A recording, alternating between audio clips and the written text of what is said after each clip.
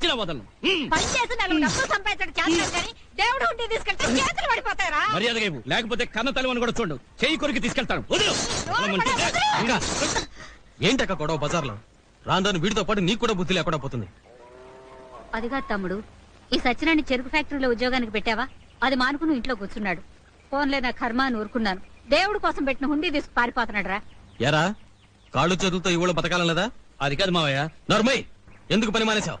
ఎలా చేయమంటావు? ప్రెసిడెంట్ కి మేనాలోనే ఉండి ఫ్యాక్టరీలో కూలి పని చేయడం అవమానంగా ఉంది. ఆహా, నువ్వు చదివిన చదువుకు కూలి పని కాకపోతే కలెక్టర్ ఉద్యోగం వస్తున్నావు కనవా? పనికి మారిన సన్నాసి. ఎన్నిసార్లు ఏ ఉద్యోగంలో పెట్టినా వారం తిరగకుండా మానేయడం, ఊరి మీద పడి బలాదూరులు తిరగడం. ఆఖరిసారి చెప్తున్నాను, మర్యాదగా ఫ్యాక్టరీకి వెళ్ళు, లేదా ఎముకలు విరగొట్టి ఎరువుల్లో కలిపేస్తాను. జాగ్రత్త, వెళ్ళ. ఇదిగో రంగమ్మ, పొయ్యి మీద పాలు పెట్ట పొంగిపోతాయేమో చూడు. అమ్మాయి గారికి సరుకులు ఇచ్చేస్తా. అట్టగేనమ్మా.